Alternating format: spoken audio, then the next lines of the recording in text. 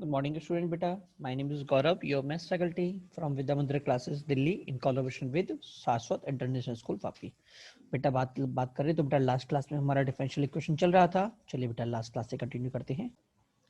बेटा last class की बात करें तो हमने ये वाला क्वेश्चन कर लिया था और बेटा इसको करने का तरीका हमने पार्शियल डेरिवेटिव के थ्रू बताया था। ठीक है, चलिए अगले क्वेश्चन की बात करते हैं। बेटा इस क्वेश्चन की अगर मैं बात करूं तो देखो अभी मुझे इधर कुछ नहीं दिख रहा। ठीक है, अभी मुझे कोई भी इसकी डेरिवेटिव फॉर्म नहीं दिख रही है। ठीक है ना, बट बेटा अगर आप ध्यान से देखें, मैं पूरे फंक्शन का अगर मैं एक्स स्क्वायर से डिवाइड करता हूं तो देखो मुझे क्या मिलेगा, मुझे मिलेगा x d y minus x d y minus y d x upon x square. और बेटा नीचे मुझे क्या मिल जाएगा बेटा, 1 + y/x का होल स्क्वायर। मिलेगा नहीं मिलेगा? क्लियर हुआ नहीं हुआ? बेटा जरा ध्यान से देखिएगा, ये क्या लिखा हुआ है बेटा, ये लिखा हुआ है डी ऑफ y/x। लिखा हुआ है नहीं लिखा हुआ? तो बेटा अगर आप ध्यान से देखें तो ये एक्चुअल में क्या लिखा हुआ है, देखो ये लिखा हुआ है डी ऑफ y/x अपॉन में 1 + y/x। क्लियर हुआ नहीं हुआ? तो सर इससे क्या मतलब है बेटा, अगर आप y/x को अगर t मानते हैं, एक बात सोचो जरा, अगर ये मान लो t होता तो यहाँ पे भी क्या होता, t² होता। क्या होता? t होता। और बेटा ये जो फॉर्मूला है ये किसका फॉर्मूला होता है, अगर आपको याद हो तो बेटा हमने पढ़ा था, ये होता है मेरा tan इनवर्स का। याद है? इसका मतलब मैं इस पूरे को मर्ज अप करके क्या लिख सकता हूं, मैं इसको पूरे को मर्ज अप करके लिख सकता हूं tan इनवर्स y/x का होल का डिफरेंशिएशन। क्या सब को क्लियर हुआ नहीं हुआ? तो देखो मैंने लास्ट क्लास में भी कहा था आपसे कि बेटा इनवर्स tan इनवर्स का डिफरेंशिएशन होता है, वो हमारे लिए बहुत काम का होता है, क्योंकि काफी सारे क्वेश्चनों में ये चीज पूछी जाती है। ठीक है ना, तो पहचानेंगे कैसे, पहचानने का तरीका सीखो बेटा। कि नीचे अगर आपको स्क्वायर दिख रहा है, नीचे अगर आपको स्क्वायर दिख रहा है तो ट्राई करो कि भैया वो जो फॉर्मूला वो जो है वो मेरा tan इनवर्स में कन्वर्ट हो जाए। क्लियर हुआ नहीं हुआ? एक बार हम फॉर्मूला और दिखाता हूं मैं आपको वापस। किधर गया पोलर फॉर्म, ये रहा। देखिए tan inverse y/x equal to कितना था बेटा, पहले तो tan इनवर्स का 1/1 + y/x का होल स्क्वायर, और बेटा उसके बाद y/x का x dy minus y dx upon x square. Clear हुआ नहीं हुआ? बेटा ध्यान रखिए, ये जो क्वेश्चंस मैं आपको बता रहा हूँ, ये जो सीधे फॉर्मूले हैं, ये जो सीधे फॉर्मूले हैं बेटा, ये डायरेक्टली एग्जाम में पूछ लिए जाते हैं। आपके जो बाकी एग्जाम है, सीटी का एग्जाम हो गया, बिटसेट का एग्जाम हो गया, वीआईटी का एग्जाम हो गया, बेटा ये क्वेश्चन डायरेक्टली आपके एग्जाम में पूछ लिए जाते हैं। अंटिल जेईई मेंस में भी बेटा थोड़ा बहुत फेरबदल करके सीधा डायरेक्टली क्वेश्चन पूछ लिया जाता है। ठीक है ना, तो इनको बेटा मैंने पहले भी कहा था कि एक बार आप थोड़ा ध्यान से रखिए कि ऐसा फॉर्मूला मेरा बनेगा। ठीक है, उससे क्या क्वेश्चन की कॉम्प्लेक्सिटी हमारी पूरी खत्म हो जाती है, एक लाइन में हमारा आंसर आ जाता है। क्लियर? चलिए आगे बढ़ते हैं। अगला क्वेश्चन है बेटा dy upon dx equal to x square plus y square plus 1/2xy। बेटा देखो अगर हम ध्यान से देखें क्वेश्चन को, ठीक है, तो बेटा देखो अभी मेरे पास कोई भी फॉर्म नहीं बन रही, अभी मेरे पास कोई भी फॉर्म नहीं बन रही। तो बेटा एक बात ध्यान रखिएगा, कभी भी अगर कोई भी क्वेश्चन ऐसा आ रहा है कि आप उसको इजीली कन्वर्ट नहीं कर पा रहे हो, तो मैंने कहा ना पार्शियल डेरिवेटिव जो आपका तरीका है वो बहुत काम का आता है। ठीक है, अगर आपको कभी भी लगेगा भाई क्वेश्चन बहुत ज्यादा लेंदी जा रहा है, तो एक बात ध्यान रखिएगा, हो सकता है फंक्शन मेरा पार्शियल डेरिवेटिव में कन्वर्ट हो जाए। किसमें कन्वर्ट हो जाए? पार्शियल डेरिवेटिव में कन्वर्ट हो जाए। ठीक है, अब बेटा इधर की हम बात छेड़े तो हमें क्या करना होगा, सिंपल सी बात अगर मैं बात करता हूँ तो देखो बेटा, अगर मैं ऊपर वाले फंक्शन को टी मानता हूं, x square plus y square plus 1 को टी मानता हूं, तो बेटा dt मुझे क्या मिल जाएगा बेटा, 2x plus 2y dy upon dx equal to dt। मिलेगा नहीं मिलेगा? ठीक है, तो बेटा ये मुझे क्या मिल गया बेटा, ये देखिए बेटा ये मुझे ये चीज मिल चुकी है। क्लियर? तो सर इससे फायदा क्या होगा बेटा, देखो अगर मैं इधर मेरे पास फंक्शन देखता हूं, अगर मैं पूरे इस फंक्शन के पूरे का मल्टीप्लाई 2xy से मल्टीप्लाई करता हूं, तो मुझे क्या, पूरे का मल्टीप्लाई x से कर देता हूं, किससे? x से, तो मुझे हम क्या मिल जाएगा बेटा, 2xy dy upon dx equal to x dt by dx minus 2x² minus 2x²। Clear हुआ नहीं हुआ? अच्छा, अब इससे फायदा क्या हुआ बेटा, देखो अगर आप ध्यान से देखें तो इसी फंक्शन को हमने थोड़ी देर पहले टी माना था। ठीक है ना, तो बेटा इस पूरे को मैंने वापस टी मान लिया, सिंप्लीफाई किया, हमारा फाइनल में ये आंसर आ गया। क्लियर हुआ नहीं हुआ? चलिए बेटा टी मान गया, क्रॉस मल्टीप्लाई किया, क्या समझ में आ रहा नहीं आ रहा? जब हम बेटा इसको क्रॉस मल्टीप्लाई के रीअरेंज करेंगे तो देखो मेरे पास ये वाली फॉर्म बन गई। और जैसे ही आपको ये वाली फॉर्म दिखेगी आपको पता पड़ जाएगा कि भैया मुझे पार्शियल डेरिवेटिव करना है। पार्शियल डेरिवेटिव होते ही मेरा सीधा आंसर बेटा ये आ गया। अगला काम क्या होगा, वैल्यू डालो और आंसर निकालो। Is it clear to all? चलिए आगे बढ़ते हैं।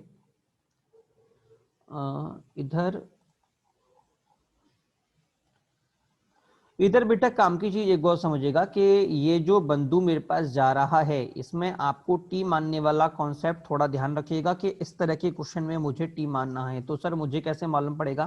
बेटा देखो अभी तक आपने जितनी भी फॉर्म पढ़ी हैं उनमें अभी तक आपने 2 से 3 फॉर्म पढ़ी हैं। एक पढ़ा है हमने वेरिएबल सेपरेशन, जो कि यहाँ पे कहीं भी एप्लीकेबल नहीं हो रहा।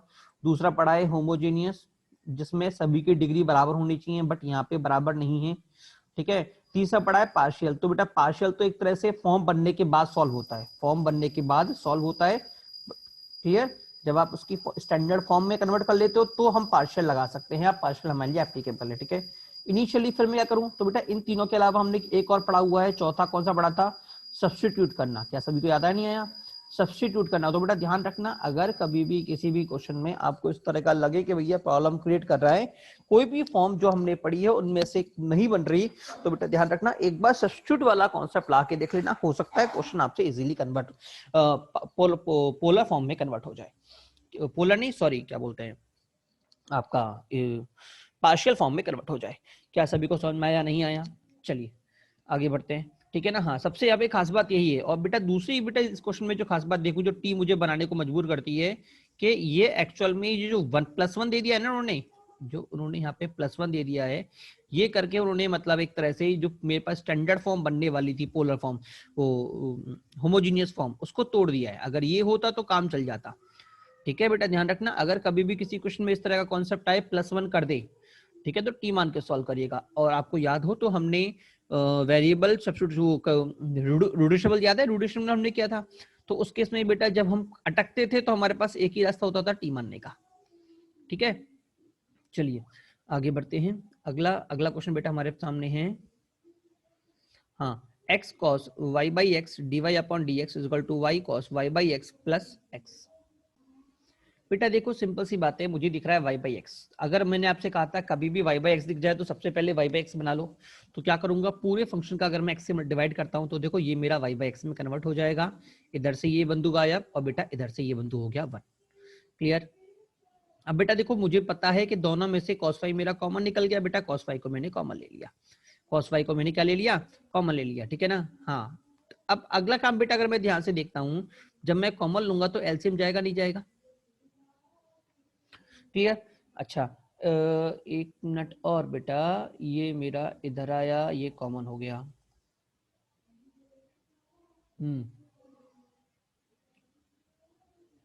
हाँ जी बेटा जरा इधर देखिएगा, मेरे पास क्या मिलेगा, y dx minus x d y upon बेटा इधर x मिलने वाला था। क्या मिलने वाला था? x into d x. तो हम जानते हैं dx को तो अलग पटकूंगा, तो बेटा dx मैंने इधर पटक दिया।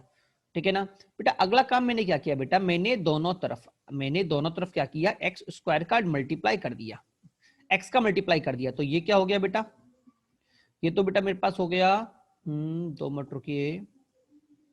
हाँ जी जरा समझना, मेरे पास इधर x था तो मैंने, और इधर मेरे पास क्या था, ओनली dx था। ओनली क्या था बेटा, dx था। तो बेटा इधर भी मैंने x से मल्टीप्लाई कर दिया और बेटा इधर भी मैंने x से मल्टीप्लाई कर दिया। बेटा उससे फायदा क्या हुआ कि ये वाला जो पूरा फंक्शन था ना बेटा, ये बेटा पूरा मेरा function d of y by x बन गया। बेटा ध्यान रखना, फिर से बहुत अच्छा क्वेश्चन, क्योंकि हम जानते हैं कि अगर फंक्शन में डेरिवेटिव इस तरह का हो, फंक्शन में अगर मेरे पास f of x by Y आ रहा है और अगर मेरे पास यहाँ पे भी एक्स वाई वाई मिल जाता है, ठीक है, तो बेटा आप इसको सीधे इंटीग्रेट कर सकते हो। क्या कर सकते हो? सीधे इंटीग्रेट कर सकते हो। ठीक है ना। हाँ, तो बेटा अब मुझे दिख गया, ये एक तरह से टी भी बोल सकता हूँ मैं इसको, तो ये भी टी हो जाएगा। तो कॉस टी डी टी कितना हो जाएगा, साइन टी। तो बेटा ये हो गया साइन वाई बाई एक्स, और बेटा इधर मुझे क्या मिल गया, एल एन एक्स प्लस सी। ठीक है ना। फिर से बेटा अगर आपने ध्यान दिया हो तो आपका जो क्वेश्चन अगर आप नॉर्मल तरीके से करते तो आपका लेंदी जाने वाला था, बट इस स्टेप से एक लाइन में आपका आंसर आ गया। ठीक है। तो पार्शियल डेरिवेटिव की इंपॉर्टेंस आप समझ रहे होंगे, और जेई वाला जानता है कि कॉमनली बच्चा इससे कम ट्राई करता है, तो वो ऐसे क्वेश्चन काफी क्वेश्चन देता है जो पार्शियल डेरिवेटिव यूज करने पे काफी इजीली बेटा वो क्वेश्चन आपसे डन हो जाता है। ठीक है, चलिए अगला क्वेश्चन देखते हैं। अगला क्वेश्चन बोल रहा है बेटा x d y upon d x minus y tan inverse y by x is equal to x. बेटा देखिए फिर से बेटा आपके पास इधर आपको y अपॉन एक्स मिल गया। अगर आपको y अपॉन एक्स मिल गया, अगला काम क्या होगा, पूरे फंक्शन का y बाई एक्स डिवाइड कर देना। मुझे क्या मिला, d y upon d x minus में y by x tan inverse y by x is equal to 1। ठीक है बेटा, अगर आप ध्यान से देखें तो बेटा फिर से इसको करने के मेरे पास दो तरीके, एक तो डी वाई अपॉन एक्स को v मान लो, v मानते ही बेटा मेरे पास ये क्वेश्चन आ गई, आप फर्दर सॉल्व कर सकते हो। क्लियर हुआ नहीं हुआ? सेकंड अप्रोच क्या होगा कि आप एलसीएम ले लो। जैसे ही मैं एलसीएम लूंगा तो मुझे यहाँ पे क्या मिल जाएगा बेटा, इधर मुझे मिल जाएगा x और इधर मुझे क्या मिल जाएगा बेटा, dx मिलेगा। क्लियर हुआ नहीं हुआ? और बेटा नीचे मुझे क्या मिलेगा बेटा, नीचे मुझे मिलेगा x इंटू डी एक्स मिलेगा। अगला काम क्या होगा बेटा, मैं इस dx को यहां से उठा के बेटा इधर मल्टीप्लाई कर दूंगा। ठीक है, अब मुझे मिल चुका है ऊपर y d y minus x d y minus y d x upon x. तो मुझे तो पता है कि अगर नीचे एक्स स्क्वायर होता तो काम हो जाता, तो इधर एक एक्स से मल्टीप्लाई और बेटा दूसरा एक्स से मल्टीप्लाई बेटा इधर हो गया। अब आपको दिख गया ये क्या बन चुका है, ये बन चुका है d of y by x, d of y by x, और ये क्या है टेन इनवर्स। तो मेरे पास क्वेश्चन बन चुका है tan inverse y by x d of y by x, और इधर क्या बन चुका है integration of d x upon x. तो बेटा ये तो आ गया सीधे ln x, और बेटा इधर मैं बोलूं तो 10 का कितना होता है, 10 वर्ड्स का फॉर्मूला लगाओ, आपका सीधे आंसर आ जाएगा। क्लियर? हाँ, तो देख लीजिए फिर से पार्शियल डेरिवेटिव से काफी इजी निकल गए। ठीक है ना? हाँ, तो बेटा ध्यान रखना है पार्शियल डेरिवेटिव आप पे काफी कम आता हो। अगर वो याद नहीं आ रहा तो फिर हमने जो होमोजीनियस में पढ़ा था वो क्या पढ़ा था बेटा, y बाई एक्स को v मानो, dv अपॉन dx कितना आ गया बेटा, v into x dv upon dx। ठीक है ना? dx की जगह वैल्यू को पुट करो बेटा, इधर देखो वैल्यू पुट हो गया, v से v कट गया, इधर मेरे पास आ गया टेन इनवर्स v, और बेटा इधर मेरे पास आ चुका है 1। ठीक है, अगर आप फिर से देखें तो फिर से वही चीज बनने वाली है, देखो क्रॉस मल्टीप्लाई होगा पूरे फंक्शन का। तो dx और x तो इधर आ गया, एक इस तरफ आ जाएगा, dx और x तो बेटा इस तरफ आ जाएगा, ये पूरा गायब हो चुका है। इधर मुझे क्या मिल जाएगा, tan inverse v into dv। ठीक है, अगला काम integrate and solve the question, same जो अभी हमने किया था वही चीज हमको यहाँ से मिल जाएगी, क्योंकि बेटा आंसर तो सही आने वाला है, आप सभी लोग जानते हैं। ठीक है ना? चलिए अगला क्वेश्चन हम देखें बेटा, तो अगला क्वेश्चन हमें क्या बोल रहा है, find curve such that angle form by the tangent drawn to a curve at any of its points with x-axis is twice the angle formed by the polar radius of that point tangent with the x-axis, tangent with the x-axis। बेटा देखो अगर आप question में देखें तो question में क्या बोल रहा है, tangent drawn from the curve at the point with x-axis is twice the angle formed by the polar radius of the point of the tangent। बेटा अगर आपको याद हो तो मैंने आपको बताया था पोलर रेडियस क्या होती है, याद है ना, रेडिकल। तो मैंने अगर आपको याद हो तो मैंने कहा था रेडिकल डिस्टेंस ही होती है, और पोलर रेडियस जो होती है बेटा वो मेरा एंगल होता है। ठीक है, पोलर, हाँ, angle form by the polar radius मतलब जो आपके ओरिजिन से बनती है। कहां से बनती है बेटा, जो बेटा आपके ओरिजिन से बनती है, वो जो मेरा एक्स एक्सिस से एंगल बना रही है, अगर वो थीटा है, अगर वो क्या है थीटा है, तो बेटा जो एंगल मेरा टेंजेंट बना रही है, मतलब जो मेरा dy अपॉन dx जो एंगल बना रहा है, वो क्या बना रहा है बेटा, वो बना रहा है बेटा टू थीटा का एंगल। कितने का बना रहा है बेटा, टू थीटा का। Is it clear to all? इसका मतलब मैं ये बोल सकता हूँ dy upon dx is equal to tan two theta where tan theta is equal to y by x. क्या सभी को समझ में आया? नहीं आया? मैंने क्या किया देखो वापस समझा रहा हूँ कि किसी पॉइंट का पोलर रेडियस जो आपसे बोला गया है, angle form by the polar radius. हम जानते हैं पोलर रेडियस क्या होती है, पोलर जो हमने पोलर में पढ़ा था, आपने पढ़ा जब मैं आपको पोलर फॉर्म समझाई थी तो मैंने कहा था कि जो दूरी होती है r होती है, इसको बेटा हम पोलर रेडियस बोलते हैं। ठीक है, तो ये एंगल अगर थीटा बना रही है तो जो एंगल जो टेंजेंट जो मेरा एंगल बना रही है वो इस एंगल का ट्वाइस है। तो ये एंगल कितना बनने वाला है, ये वाला एंगल, ये एंगल बन रहा है टू थीटा का। Is it clear to all? और मुझे निकालना क्या है बेटा, मुझे फाइंड कर्व निकालना है। बेटा देखिए अगर हम क्वेश्चन की बात बोले तो बेटा अभी हमने ये देखिया, अब बेटा टेन थीटा, बेटा देखो हमारे पास क्या है, टेन थीटा हमारे पास y बाई एक्स है, तो क्या मैं टेन थीटा को इसके टर्म में रिप्रेजेंट कर दूं, टेन टू थीटा कितना होता है बेटा, two tan theta upon one plus tan square theta. Clear? बेटा मैंने क्या किया, x की जगह क्या डाल दिया बेटा, y डाल दिया, dy अपॉन 10x की जगह y पे x डाल दिया, तो मुझे क्या मिल जाएगा बेटा, मुझे मिल जाएगा dy upon dx 2y by x minus में y बाई एक्स का होल स्क्वायर। ठीक है, अगला काम क्या होगा बेटा, पूरे फंक्शन का क्रॉस मल्टीप्लाई। अगर आप ध्यान से देखें तो आपकी क्या जा रही है, ये होमोजीनियस डिफरेंशियल इक्वेशन जा रही है, दिख रहा है सब जगह y by x y by x y by x जा रहा है, नहीं जा रहा। तो एक तरीका तो क्या है बेटा कि y बाई एक्स को क्या आप मान लो, y बाई एक्स को t मान लो और अपना आंसर निकाल लो। ठीक है ना, हमने क्या y बाई एक्स क्या मान लो बेटा, y बाई एक्स को मान लो v। ठीक है, y बाई एक्स को मान लो v। ठीक है ना, और उसके बाद हम जानते हैं डिवाइड क्या लिखूंगा मैं, डिवाइड dx को लिखूंगा मैं v plus x dv upon dx। Is it clear to all? चलिए, क्वेश्चन बहुत इजी था but exam point of view से बहुत अच्छा था। रीजन क्या है, फिर से सिर्फ लैंग्वेज। बेटा ध्यान रखना, डी के अंदर लैंग्वेज आपको ज्यादा परेशान करती है बजाय क्वेश्चन के। ठीक है, अगर आप क्वेश्चन को प्रॉपर्ली कंक्लूड कर पा रहे हो, देखो फिर से इस क्वेश्चन की बात करें, अगर आपने ये चीज प्रॉपर्ली कंक्लूड कर ली कि ये कहना चाह रहा है, तो आपके लिए क्वेश्चन कुछ है ही नहीं। ठीक है ना, क्योंकि क्वेश्चन सॉल्व करने के लिए आपके पास डी के अंदर सिर्फ है ही 4 मेथड, और सिर्फ उन 4 मेथड से ही बेटा आपके सामने क्वेश्चन देखने को आपको मिलेगा। ठीक है, तो क्वेश्चन को समझना और उसकी पहली स्टेप को कंटिन्यू करना, इसमें वही इंपॉर्टेंट है कि मैं कंटिन्यू स्टार्टिंग स्टेप कैसे अकर करूं। क्लियर? चलिए अगले क्वेश्चन की बात करें बेटा। अगला क्वेश्चन आपसे बोल रखा है x into d y minus y into d x dx into y sine y by x is equal to y d x plus x d y into x cos y by x. ठीक है बेटा, ये वाला question आपको homework है, आप लोगों को खुद करना है। ठीक है ना, इतना बता देता हूँ, हिंट दे देता हूँ कि इसमें फिर से पार्शियल डेरिवेटिव आप लगाना चाहो तो इजीली लगा सकते हो। कैसे? दोनों तरफ एक्स स्क्वायर का डिवाइड कर दो, इधर एक्स स्क्वायर डिवाइड हो गया तो बेटा इधर ही मेरा एक्स स्क्वायर का डिवाइड हो जाएगा। ठीक है, और ये वाई बाई एक्स है, ये वाई बाई एक्स है, ये एक्स जा रहा है अकेला, ये एक्स जा रहा है, तो मैं क्या करूंगा, इधर एक एक्स का और डिवाइड कर दूंगा ये वाई बाई एक्स बनाने के लिए। तो बेटा इधर जो एक्स स्क्वायर था, तो बेटा इधर एक एक्स का और डिवाइड हो जाएगा। क्लियर? तो ये एक्स इससे कट गया, ये दोनों एक्स आपस में कट गए। आपको इधर क्या मिलेगा बेटा, इधर मुझे आपको मिलेगा x d y minus y d x upon x square.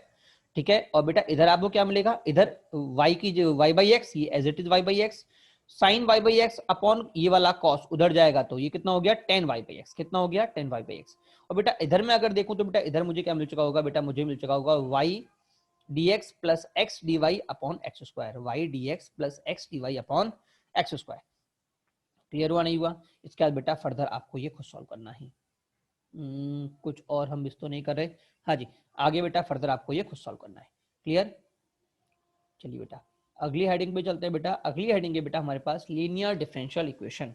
Linear differential equation बेटा इस चैप्टर का सबसे इंपॉर्टेंट जो हेडिंग है बेटा वो यही है। मतलब आप सोचो कि आपका जितने भी क्वेश्चन जो पूछे जाते हैं एग्जाम के अंदर, देखो आपके ऑलरेडी 50 पेजेस हो चुके हैं, 16 पेज का चैप्टर बचा हुआ है। ठीक है, तो प्रीवियस 50 चैप्टर में 50 पेजों में से आपका 50% आएगा और बाकी 16 पेजों में से आपका 50% आएगा।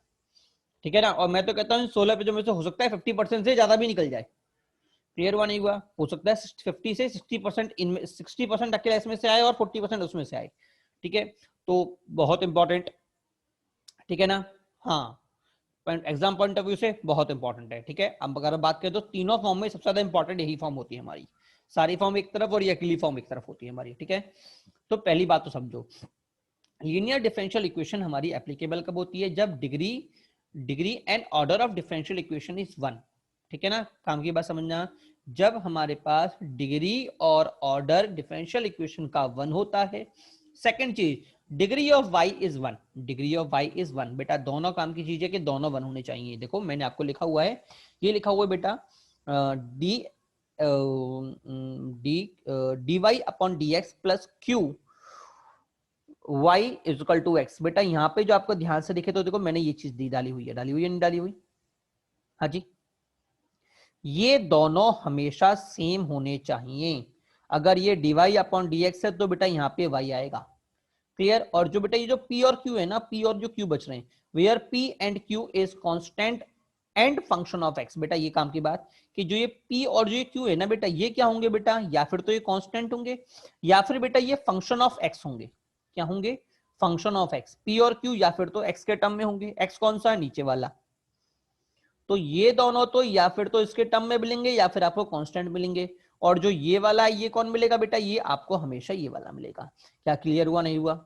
इसका मतलब सर अगर कभी भी हमारे पास dx अपॉन dy आ जाए तो क्या होगा बेटा, मैं बोलूंगा कि अगर कभी भी dx अपॉन dy आएगा तो सेम चीज फिर से फॉलो होगी, प्लस में क्या बनेगा p, और अब क्या जाएगा, जो मेरा इधर था वही मेरा इधर जाने वाला है, तो बेटा इधर आ जाएगा x, ठीक है, इनटू में q। और ये जो p और q है, ये जो p और q है, ये अब किसके फंक्शन होंगे बेटा, ये दोनों बेटा या फिर तो कांस्टेंट होंगे या फिर बेटा ये मेरे y के फंक्शन होंगे। क्या सभी को समझ में आ रही है? यहाँ फॉर्म पकड़ना सबसे इंपॉर्टेंट है कि आप पहले फॉर्म पकड़ पा रहे हो या नहीं पकड़ पा रहे, ठीक है। अगर ये ऊपर वाला x तो ये वाला x होगा, और नीचे वाला y तो p और q y के टर्म में मिलेंगे या फिर ये कांस्टेंट मिलेंगे, ठीक है। सबसे इंपॉर्टेंट चीज है फॉर्म पकड़ो, ठीक है। दूसरा बेटा हम यहाँ पे एक नया फैक्टर, नया टर्म इंट्रोड्यूस करते हैं बेटा, इंटीग्रेटिंग फैक्टर। क्या इंट्रोड्यूस करते हैं बेटा, इंटीग्रेटिंग फैक्टर। इंटीग्रेटिंग फैक्टर होता क्या है बेटा, इंटीग्रेटिंग फैक्टर को मैं सिंपल सी ऐसे बोल सकता हूं, इंटीग्रेशन फैक्टर बेटा मेरे पास होता है e to the power integration of p d x, e to the power integration of p d x. P कौन सा सर, ये वाला। सर ये होता कैसे, जरा ये बात समझ लीजिए बेटा। हम क्या करते हैं बेटा, हम पूरे इक्वेशन का बेटा अपने आईएफ से मल्टीप्लाई कर देते हैं। किससे मल्टीप्लाई कर देते हैं बेटा, पूरे इक्वेशन का बेटा हम अपनी आईएफ से मल्टीप्लाई कर देते हैं, ठीक है। तो बेटा जब ये आईएफ से मल्टीप्लाई होगा तो मुझे क्या मिलेगा, e to the power integration of p dx into d y upon dx, इधर क्या जाएगा प्लस में e to the power integration of p dx into p y is equal to q into e to the power integration of p dx. मिलेगा नहीं मिलेगा बेटा? अगर आप ध्यान से देखें तो ये एक परफेक्ट स्क्वायर बन चुका है। क्या बन चुका है, परफेक्ट स्क्वायर। किसका, e to the power integration of p dx into y का। क्लियर हुआ नहीं हुआ? अगला काम, dx को उठा के यहाँ पे पटक दो और दोनों तरफ इंटीग्रेशन लगा दो। तो इंटीग्रेशन लगाते ही ये दोनों तरफ नेगलीफाई, तो मुझे क्या मिल गया, y into e to the power p d x is equal to integration of q e to the power p d x into d x. Clear हुआ नहीं हुआ? ये हमारा आंसर आ गया। अगर आपको याद हो तो आप लोगों को मैंने एओडी में सेम टू सेम इसी तरह के क्वेश्चन कराए थे, याद है? एओडी में हमने एक हेडिंग की थी e की power minus x type question, याद आया? हाँ, हमने सेम टू सेम इसी कॉन्सेप्ट पे वहां पे हमने एओडी में क्वेश्चन किए थे, ठीक है ना। हाँ, तो वो हेडिंग बेटा मोस्ट इंपॉर्टेंट थी, मैंने आपसे कहा भी था एग्जाम पॉइंट ऑफ व्यू से मोस्ट इंपॉर्टेंट है, क्योंकि वो एक्चुअल में थोड़ा एडवांस लेवल पे जाते हैं तो बेटा वो यहाँ पे आके लिंक अप हो जाती है, ठीक है। तो सर इसको करना कैसे आंसर, तो बेटा इसको हम याद कैसे करते हैं, सिंपल सी मैं बोलूंगा y into I F is equal to integration of q into I F into dx, ठीक है। ये मेरा आंसर हो जाएगा। क्या हो जाएगा, फाइनल आंसर। अब इसमें एक चीज जो याद रखनी है, वो याद क्या रखनी है कि बेटा इसमें हमसे गलती y और dx में रखने में होती है, क्योंकि इस क्वेश्चन में अगर मैं बात ध्यान से देखूं तो ऊपर मेरा y था, याद है, इधर भी मेरा y था, तो यहाँ पे जो आएगा वो भी मेरा y होगा, ध्यान रखना। क्लियर हुआ नहीं हुआ? अच्छा, नीचे क्या था, मेरा x था, तो बेटा जो मेरे इसके साथ आएगा ना वो x होगा, ध्यान रखना, क्योंकि मैंने आपसे कहा था जो मेरा इधर p है, जो मेरा p है ये फंक्शन ऑफ x है, मतलब जो भी मेरे नीचे आने वाला है ये उसका फंक्शन है, बोला था ना। तो जब मैं e को इंटीग्रेट करना चाहूंगा तो बेटा ये उसी के टर्म में इंटीग्रेट होगा जिसके टर्म में ये है, तो ये तो होता है x के टर्म में, तो मैं क्या बोलूंगा, p of integration of dx। ध्यान रखिएगा, मोस्ट इंपॉर्टेंट, बच्चे यहाँ पे भी गलती कर जाते हैं, क्योंकि एग्जामिनर बड़ा समझदार है, कई बार वो dx dy अपॉन dx देगा और कई बार वो dx अपॉन dy देगा, ठीक है। तो जैसे ही आप कन्वर्ट करोगे तो मेरा फॉर्मूला भी कन्वर्ट हो जाएगा। क्लियर? तो अभी हमारे पास अगर ये फॉर्म होगी तो हम क्या करेंगे वो भी हम बात कर लेते हैं। अगर मान लो ऐसे आता है dx upon dy P x into Q, तो मेरा आंसर क्या होगा, मैंने कहा ना जो यहाँ पे x है उसका तो मल्टीप्लाई करूंगा, इसका तो मल्टीप्लाई, तो ये हो गया x into e to the power integration p, किसके टर्म में होगा बेटा, डिफरेंशिएट y के टर्म में, नीचे वाले टर्म में, तो बेटा ये हो गया dy इज इक्वल टू में क्या होगा, integration of q e to the power integration of p dy, और लास्ट में क्या होगा बेटा, dx। क्लियर? लास्ट में क्या होगा, dx। ये बात ध्यान रखिए, क्योंकि क्यों सर क्यों dx होगा, क्योंकि बेटा अगर आप ध्यान से देखें तो बेटा जो q है वो मेरा x के टर्म में होता है, सॉरी dy होगा, यहाँ पे क्या होगा dy। क्यों? क्योंकि बेटा q मेरे x के टर्म में होता है, इधर मेरा जो q है वो मेरा y के टर्म में है, ठीक है, और जो p है वो भी किसके टर्म में है, y के टर्म में, तो बेटा इधर मेरा आ जाएगा dy। Is it clear to all? ठीक है, चलिए बेटा आगे चलते हैं। तो बेटा हमें करना क्या होता है, सबसे पहला काम क्या होगा बेटा, सबसे पहले IF फाइंड करना है। IF मैंने आपको बता दिया, उसके बाद मेरे पास ये आंसर होता है हमेशा। ठीक है, सेकंड पॉइंट क्या लिखा हुआ है देखो। हाँ, सेकंड पॉइंट मैंने अभी आपको बताया था कि अगर मैं उल्टा कर दूं तो dx अपॉन dy कर दूं plus p dx is equal to q कर दूं, तो मैंने आपसे कहा था मेरा IF क्या बनेगा बेटा, IF स्क्वायर जो बनेगा बेटा वो मेरा e to the power p dy बनेगा। और आंसर क्या होगा, x into d f x into I F is equal to integration of q into I F. ठीक है, किस रेस्पेक्ट में बनेगा बेटा, नीचे वाले के रेस्पेक्ट में होगा, इसका मतलब विद रेस्पेक्ट टू dy होगा। ठीक है, ये हम ऑलरेडी कर चुके हैं। तीसरा बेटा ध्यान रखना कि अगर मान लो x और y नहीं है तो बेटा यहाँ पे अगर यहाँ पे t है तो यहाँ पे भी t होगा, ध्यान रखना। क्लियर हुआ नहीं हुआ, अगर यहाँ पे t है तो इधर भी t होगा, जो भी इधर है वो यहाँ पे होगा। ठीक है, अब मेरा फॉर्मूला क्या हो जाएगा, t into I F previous वाला is equal to integration of q into I F. ठीक है, ये किस रेस्पेक्ट में होगा बेटा, x के रेस्पेक्ट में। सर x के रेस्पेक्ट में क्यों, क्योंकि जो नीचे वाला होता है यही मेरा p और q को डिफाइन करता है, किसको, p और q को। और इधर में अगर देखूं तो बेटा इधर p और q दोनों है, तो बेटा ये x के रेस्पेक्ट में डिफरेंशिएट होगा। क्लियर हुआ नहीं हुआ सभी को। चलिए आगे बढ़ते हैं, अगला है बेटा मेरे पास Bernoulli equation, Bernoulli differential equation. ठीक है, वैसे इसको आगे भी आएगी, बताता हूँ, कोई बड़ी बात नहीं है, सिंपल सी है। ये क्या है बेटा, अगर आपसे बोले dy upon dx is equal to plus py is equal to q y to the power n। बेटा अगर आप इधर ध्यान से देखें तो हर एक क्वेश्चन में इधर हमारा y था, इधर हमारा y था, और इधर हमारा सिर्फ q था, y नहीं था। ठीक है, बट इधर हमारे पास दो y आ गए, 2y आ रहे हैं, देखो दिख रहा है, एक बार y यहाँ आ रहा है, एक बार y यहाँ आ रहा है। तो मैं क्या करूंगा बेटा, मैं क्या करूंगा, y की हाईएस्ट डिग्री से पूरे फंक्शन को डिवाइड कर दूंगा।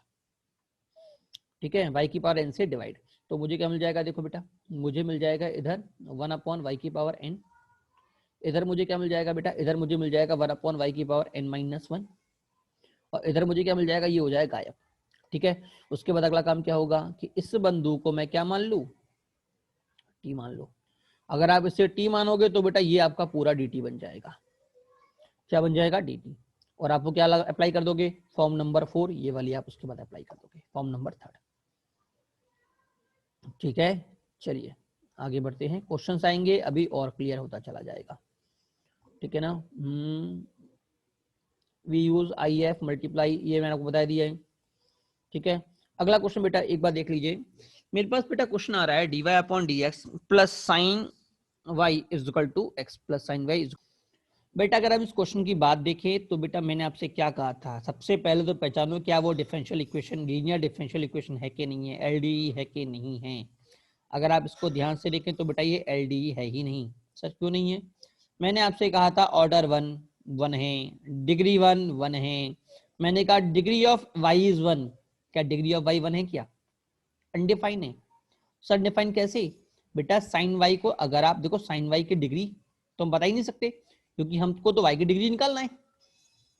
तो सर साइन वाई को वाई में कन्वर्ट कैसे करूं, सीरीज के थ्रू। और अगर आप सीरीज के अंदर देखते हैं तो बेटा वाई की डिग्री कितनी होती है, इन्फिनिटी। इसका मतलब डिग्री ऑफ वाई यहाँ पे क्या है, अनडिफाइंड।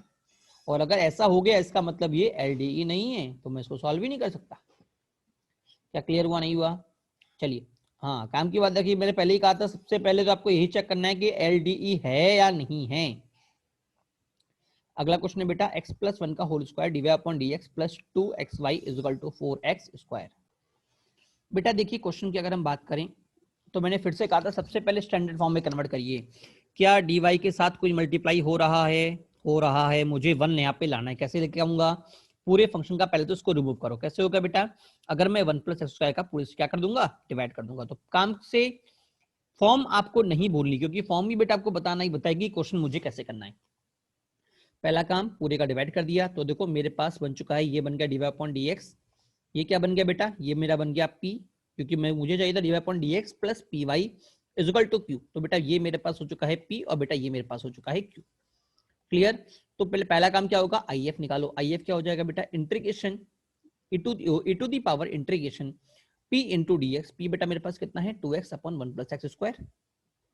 ठीक है, अब आप देखिए नीचे वाले को t मानो, ऊपर वाला dt बैठा है। इसका मतलब ये क्या लिखा हुआ है, ये ln लिखा हुआ है। क्या लिखा हुआ है, ln। ठीक है, तो मैं क्या बोलूंगा, e की power ln 1 plus x square. तो बेटा मुझे यहाँ से क्या मिल गया बेटा, 1 प्लस एक्स स्क्वायर। मतलब IF मेरा आ चुका है 1 प्लस एक्स स्क्वायर। तो सीधा आंसर क्या हो जाएगा, y into I F that is y into one plus x square is equal to integration of q into I F. Q क्या है बेटा, 4x² upon one plus x square. I F कितना है, one plus x square into d f. बेटा ध्यान से देखो, दोनों मेरे कट गए, ठीक है। और ये कितना आ गया, 4x³ बाई 3 प्लस 3 हमारा क्वेश्चन हो गया। क्लियर। अगला क्वेश्चन है बेटा मेरे पास, dy upon dx plus 2y is equal to 4x is equal to. बेटा देखिए पहला काम आई एफ निकालो, e to the power integration of p कितना है 2dx, तो मेरे पास क्या आ गया e की पावर 2x। इधर मुझे क्या मिलेगा, फिर आंसर क्या होगा, y into I F that is y into e की power 2x is equal to integration of q that is 4x into e की पावर 2x dx। क्लियर हुआ नहीं हुआ? अगर आपको याद हो तो क्या लग गया, सक्सेसिव। मैंने कहा ये तो बार बार आता रहेगा। क्लियर। तो एक बार 4 मेरा कॉमन बाहर निकल गया बेटा, x एज इट इज, और बेटा इसका इंटीग्रेशन e की पावर 2x बाई 2। उसके बाद x का डिफरेंशिएशन कितना हो गया 1, और बेटा इसका फर्दर इंटीग्रेशन तो बेटा वो हो गया e की पावर 2x अपॉन 4। ठीक है, ये हमारा क्वेश्चन हो गया, एक लाइन का क्वेश्चन था, इजी क्वेश्चन था। हाँ, आपके बाकी एग्जाम में तो इस लेवल के क्वेश्चन आते हैं सीटी एग्जाम के आसपास। ठीक है, अगला क्वेश्चन है बेटा, dy upon dx is equal to 1 upon x plus y plus 1 की बात करते हैं।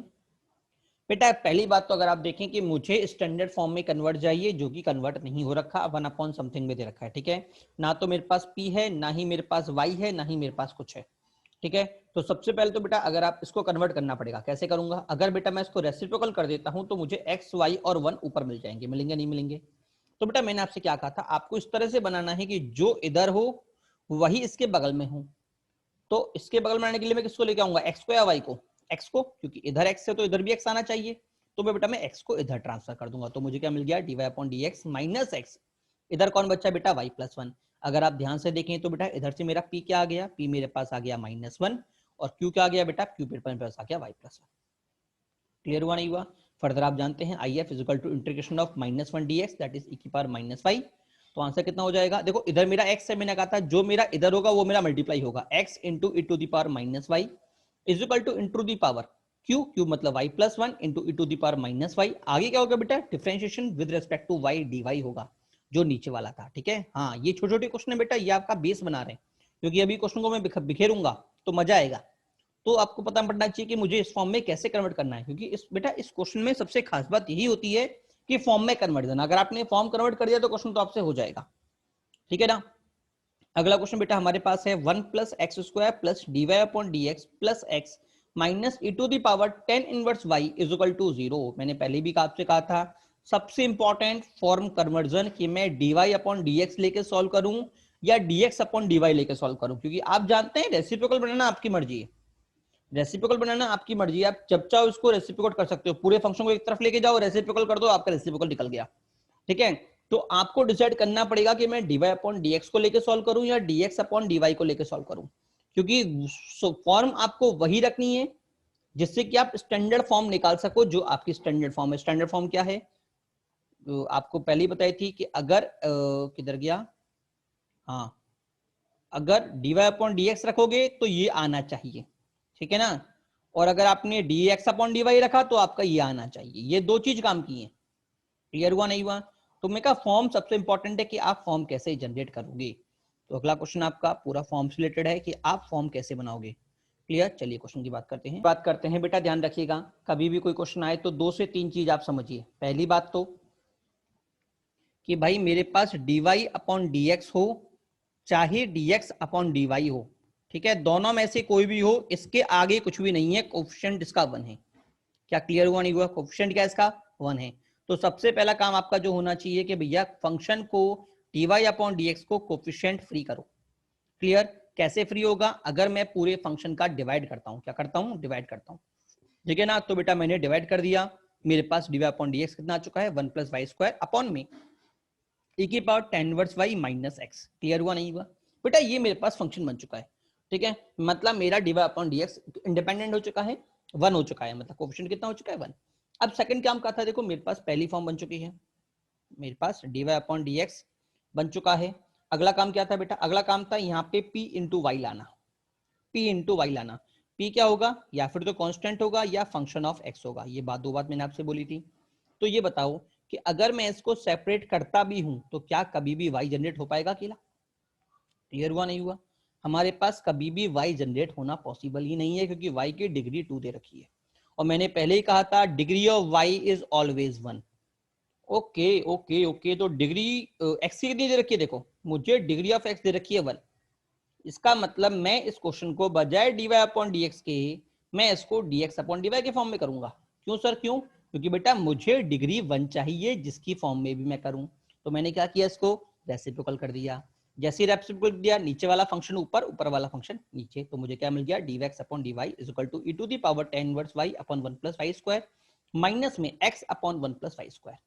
अगला काम क्या होगा, x को तो उधर लेके आऊंगा क्योंकि मेरे पास फॉर्म क्या थी, dx upon dy plus q into x is equal to q था। ठीक है, इसका मतलब मुझे एक्स इधर लाना पड़ेगा, तो पूरा पूरा फंक्शन में इधर ले गया। अब जरा ध्यान से देखो, ये आपका क्या बेटा है p, ये आपका क्या बेटा है q, और आगे आप सॉल्व करना जानते हैं क्यों, इंटीग्रेशन का खेल है तो पूरा। क्या सभी को समझ में आ रही है? यहाँ डी में बेटा कुछ है ही नहीं। मैंने कहा ना कि डी से पहले वाले क्वेश्चन में आप जाओगे ना, मतलब इससे जो पहले वाले क्वेश्चन थे, एलईडी से पहले वाले थे, वहां पे आपकी क्वेश्चन की स्टार्टिंग मतलब समझ कैसी है, वो क्वेश्चन हार्ड नहीं मिलेगा, बट आपको स्पेलिंग स्टेप समझनी पड़ेगी। ठीक है, इधर बेटा आपका जो इंपॉर्टेंट रहेगा कि आप फॉर्म में कन्वर्ट कर पाते हो नहीं कर पाते। अगर आपने फॉर्म कन्वर्ट हो गई तो क्वेश्चन आपके हाथ में। ठीक है ना, अब देखो हम जानते हैं इसका क्या होगा, integration of dy upon 1 plus x square tan inverse हो गया, एक बार में खेत खत्म। इधर क्या आ जाएगा बेटा, क्यू तो मेरा ये हो गया इंटू क्यू इंटू आई कितना है, e की पावर tan इनवर्स y। अब जरा ध्यान से देखना, अगर मैं इसको t मानता हूं तो बेटा ये मेरा dt बैठा है। सर कैसे, जब मैं e का करूंगा तो एज इट इज, और मैं tan इनवर्स का करूंगा तो 1 अपॉन y स्क्वायर। क्लियर, मतलब मेरा ये आंसर आ गया। क्लियर हुआ नहीं हुआ? चलिए एक बात और, एक करने का तरीका, सेकंड अप्रोच मेथड नंबर 2 की अगर हम बात कर लें, ये कौन सा क्वेश्चन मैंने अभी किया है इधर, किधर गया, हाँ ये वाला क्वेश्चन मैंने फिर से इधर और किया है। चलिए मेथड नंबर 2 क्या है, सिंपल सा मेथड है बेटा, अगर आपको याद हो तो वैसे भी कर सकते हो, और मैंने एक बार आपसे और कही थी कि बेटा अगर अटक जाओ तो टी मान लो, याद आया सब्स्टिट्यूशन। क्लियर हुआ नहीं हुआ? हाँ, तो उसको टी मान के भी कर सकते हो। देखो टी माना dt में आपका ये आंसर निकल गया, इससे वही आंसर आने वाला है। क्लियर हुआ नहीं हुआ? चलिए अगला क्वेश्चन हमें दे रखा है x into d y minus d x is minus d x is equal to y square d y. बेटा देखो फिर से करने की कई सारे तरीके होंगे इस क्वेश्चन को करने के। एक तो हम जानते हैं पार्शियल डेरिवेटिव से भी हो सकता है। सर कैसे होगा, कैसे होगा, वाई स्क्वायर नीचे चला गया, तो सर वाई स्क्वायर तो नीचे हर बार नहीं होता, तो भाई जरूरी है हर बार मैं वाई एक्स का डिफरेंशिएट करूं, एक्स और एक्स अपॉन वाई का भी डिफरेंशिएशन तो हो सकता है। क्या क्लियर हुआ नहीं हुआ? x अपॉन वाई का भी तो डिफरेंशिएशन हो सकता है, बट सर उसमें तो फिर y पहले होता है, तो भाई प्लस माइनस कॉमन भी तो ले सकता हूँ। क्लियर हुआ नहीं हुआ? तो एक तरीका तो हमारे पास हो गया पार्शियल डेरिवेटिव। मैंने आपको सिर्फ हिंट दी है, करना आपको ही है पार्शियल डेरिवेटिव से, होमवर्क क्या है पार्शियल डेरिवेटिव से करने का। ठीक है ना, हाँ अभी हम किससे करेंगे बेटा, अभी हम ट्राई करेंगे इसको एलईडी से करने का। किससे? एलडी से करने। बेटा देखिए सिंपल सी बात है, देखो पहले मैं करूंगा, मुझे dy अपॉन dx चाहिए, ऑब्वियसली बात है, तो पहले मैंने dy को पूरा एक तरफ ले गया, तो मुझे क्या मिला, dy x minus y square is equal to y dx हो गया। तो dx अपॉन dy कितना आ गया बेटा, dx अपॉन dy बेटा मेरे पास ये आ चुका है। ठीक है ना बेटा, फिर से मेरी बात अगर आप ध्यान से देखें तो मैंने आपसे कहा था आपको चेक करना पड़ेगा, क्या आप अगर dx अपॉन dy ले रहे हैं तो x की डिग्री 1 होनी चाहिए, अगर आप dy अपॉन dx लेते तो y की डिग्री 1 होनी चाहिए थी। ठीक है ना, और अगर आप ध्यान से देखें तो देखो मुझे x की डिग्री 1 अपीयर हो रही है कि नहीं हो रही, तो मैं क्या करूंगा, इसको इस तरह ओपन कर दूंगा। क्लियर हुआ नहीं हुआ? अब देखो ये बंधु मेरा इधर आ जाएगा, तो ये कितना हो जाएगा, minus 1 upon y into x, तो मेरा p कितना हो गया, माइनस 1 अपॉन वाई, और q कितना हो गया, -1। ठीक है, फर्दर बेटा आपको सॉल्व खुद करना है। ठीक है ना, चलिए आगे बढ़ते हैं अगले क्वेश्चन पे। इसी का सेकंड मेथड अभी हमने डिस्कस किया था, ऐसे भी कर सकते हैं। अगला क्वेश्चन बेटा जेई का प्रीवियस क्वेश्चन है, क्वेश्चन है 2x minus 10 y cube d y upon d x plus y is equal to 0। चलिए बेटा, बेटा देखो पहली बात अगर हम ध्यान से देखिए क्वेश्चन को, तो पहला बात तो मैंने कहा था इसको इंडिपेंडेंट करो। ठीक है, तो मुझे क्या मिल जाएगा, d y upon d x is equal to, इधर क्या मिलेगा बेटा, इधर मुझे मिलेगा माइनस वाई अपॉन ये वाला फंक्शन, मिलेगा नहीं मिलेगा? बट बेटा मैं इसको y के टर्म में नहीं ले सकता। सर क्यों नहीं ले सकता, ऊपर y तो अकेला ही है, कोई दिक्कत की बात नहीं है। बट बेटा अगर आप इसको ध्यान से देखें तो ऊपर y अकेला नहीं है, हमने आपसे कहा था जो हमारे पास फॉर्म बनती है उसमें था बेटा dy अपॉन dx में प्लस में पी वाई था, बेटा जो मेरे पास p था ना बेटा, वो कंप्लीटली फंक्शन ऑफ x था या फिर कांस्टेंट था, इसके अंदर y की कोई भी टर्म नहीं थी, ठीक है। बट बेटा अगर मैं इसको इधर लेके जाता हूं तो आप ध्यान से देखोगे कि यहाँ पे 2x माइनस वाई क्यूब आने वाला है, जिसमें y की टर्म है। क्लियर हुआ नहीं हुआ? इसका मतलब y के टर्म में मैं इसको एक्सप्रेस नहीं कर सकता, तो अगला काम क्या होगा, इसको आप रेसिप्रोकल कर दो। तो मैंने क्या किया, मैंने dy अपॉन dx में कर दिया। अब जरा ध्यान से देखो, क्या x की इंडिपेंडेंट टर्म मिली, मुझे मिल चुकी है। क्या क्लियर हुआ नहीं हुआ? तो x को उधर उठा लो, तो मुझे क्या मिला, dy upon dx plus 2y by x is equal to 10y square. बेटा ये मेरा क्या हो गया p, ये मेरे पास क्या हो चुका है q, तो मेरा आंसर क्या होगा, if कितना आ गया बेटा, if मेरा आ गया e टू दी पावर, मैंने कहा ना e to the power integration of p dy। Sir dy क्यों, मैंने कहा नीचे वाला आएगा, तो ये power 2 by y d y, और तो ये कितना आ गया बेटा, ये हो गया बेटा e to the power 2 ln y, that is y square. ठीक है, तो आंसर क्या होगा बेटा, मैंने कहा था जो इधर है ये इंटू आई एफ था, तो x इंटू आई एफ मतलब y square is equal to integration of q कितना है 10y स्क्वायर, और ये क्या है into I F that is y square into d y. बेटा ये मेरे पास आ गया फाइनल आंसर। क्या सभी को क्लियर हुआ नहीं हुआ? ठीक है, चलिए अगले क्वेश्चन में चलते हैं बेटा। अगला क्वेश्चन आपसे दे रखा है limit t goes to x t square f x minus x square f t upon t minus 1 is equal to 1 आपको सॉल्व करना है। बेटा देखिए पहली बात तो मेरे पास जो क्वेश्चन जा रहा है वो 0/0 की फॉर्म जा रही है, ठीक है ना। और अगर आपको याद हो तो मैंने आपसे कहा था फंक्शनल इक्वेशन 0/0 की फॉर्म में चला जाए, मतलब उसमें फंक्शन लिखे हो, तो सबसे बेस्ट तरीका मेरे पास होता है LHS, ठीक है ना, लो बेटा लगा दो। ठीक है, तो मैंने क्या किया बेटा, अब काम की बात एक और समझना बेटा, जो मैंने आपसे पहले ही बोली थी कि इसका मतलब क्या होता है कि टी मेरा मूव कर रहा है एक्स की तरफ, टी मेरा मूव कर रहा है एक्स की तरफ, और अगर टी एक्स की तरफ मूव कर रहा है मतलब वेरिएबल कौन, टी, और खड़ा कौन है, एक्स। क्या क्लियर हुआ नहीं हुआ?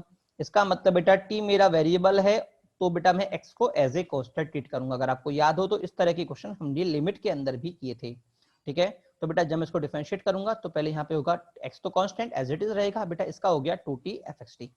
ठीक है, इधर बेटा ये एक कांस्टेंट, इसका कितना हो जाएगा बेटा f dash t is equal to 1। ठीक है, अगला काम t को 0 डालो, अगला काम t को x डालो, 0 नहीं x डालो, इधर मैंने थोड़ा मिसप्लेट कर दिया है। क्लियर हुआ नहीं हुआ? हाँ, t को x डालो, ये हो चुका है 1 और ये हो चुका है 0। ठीक है, 1 हो चुका है 0। ठीक है, x में क्या मिलेगा बेटा, इधर मुझे मिलेगा बेटा 2x fx, इधर क्या मिलेगा minus x square f dash x is equal to 1। मिलेगा नहीं मिलेगा? इसका मतलब ये तो हो गया y, ये हो गया एक्स स्क्वायर, और बेटा ये हो गया d y upon d x is equal to 1। अगला काम सभी जानते हैं क्या बन रहा है, देखो मेरे पास ये आ रहा है, मैंने कहा था फ्री करो, तो पूरे का एक्स स्क्वायर डिवाइड कर दूंगा, तो मुझे क्या मिल गया d y upon d x minus 2/xy is equal to minus 1 upon x square. मिलेगा नहीं मिलेगा? जरा ध्यान से देखिए, मेरे पास ये क्या बन चुका है, LD बन चुका है, नहीं बन चुका?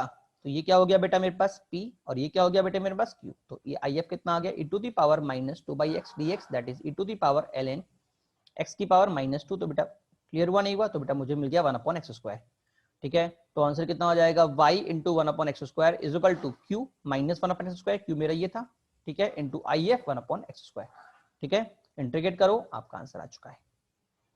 ठीक है ना, चलिए अगली हेडिंग है बेटा हमारे पास Bernoulli differential equation. Bernoulli differential equation, sir ये बर्नौली डिफरेंशियल इक्वेशन क्या है बेटा, अभी थोड़ी देर पहले ही बताया था कि अगर मेरे पास y की डिग्री 2 से ज्यादा हो, ठीक है ना, तो बेटा हम उसको बर्नौली के थ्रू सॉल्व करते हैं। तो वही लिखा हुआ है, if it is not differential equation LDE as it is degree is greater than क्या बोलते हैं, degree of y is greater than 2। Clear हुआ नहीं हुआ? कि जो बर्नौली होती है वो मेरी LDE नहीं होती। क्यों नहीं होती? क्योंकि बेटा उसमें y की जो डिग्री होती है बेटा वो 2 या 2 से ज्यादा होती है। ठीक है, सॉल्व करने का तरीका ऑलरेडी टोल्ड, अभी मैंने आपको बताया था कि उसको डिवाइड कर दो, डिवाइड करने के बाद उसको t मान लो। ठीक है ना, जैसे आपके सामने पहला क्वेश्चन लिखा हुआ है, x dy upon dx plus y is equal to x cube into y की पावर 6। बेटा देखिए मैंने क्वेश्चन की अगर मैं बात करूं तो मैंने पहला काम आपसे जो बोला था, मैंने कहा था x को पहले dy अपॉन dx को फ्री करो, कोफिशिएंट से 1 लेके आओ। तो पहला काम क्या होगा, इसका बेटा x से डिवाइड, ध्यान रखिएगा सबसे पहला स्टेप हमारा यही होने वाला है। तो मेरे पास आ गया dy upon dx is equal to y upon x is equal to x square y की पावर 6। ठीक है ना, अगला काम मैंने क्या बोला था कि लार्जेस्ट डिग्री से डिवाइड कर दो। तो लार्जेस्ट डिग्री कितनी है, इसकी डिग्री 1, इसकी डिग्री 6, तो डिवाइड कैसे होगा, y की पावर 6 से। तो बेटा मैंने पूरा डिवाइड कर दिया। ठीक है, अगला काम मैंने क्या बोला था बेटा कि इस फंक्शन को y upon one upon y to the power n minus one को बेटा मुझे t मानना है। तो बेटा अगर मैं 1 अपॉन वाई की पावर 6 5 को t मानता हूं तो देखो dt मुझे क्या मिलेगा -5 1 अपॉन वाई की power 6 dy upon dx is equal to dt। Clear? तो मैं क्या क्लियर हुआ नहीं हुआ सभी को?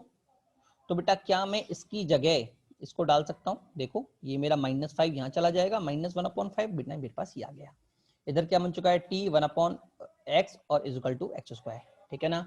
अब फिर से बेटा देखो इस फंक्शन को आपको डिपेंडेंट वन करना पड़ेगा, तो फिर से पूरे फंक्शन का -5 से मल्टीप्लाई। ठीक है ना? मल्टीप्लाई करते बेटा अगला काम मेरे पास ये आ गया। अब सभी लोग जानते हैं मेरे पास पूरा फंक्शन t में बन रहा है, तो p कितना होगा ये रहा, q कितना होगा ये रहा। आगे बेटा सॉल्व आपको खुद करना है।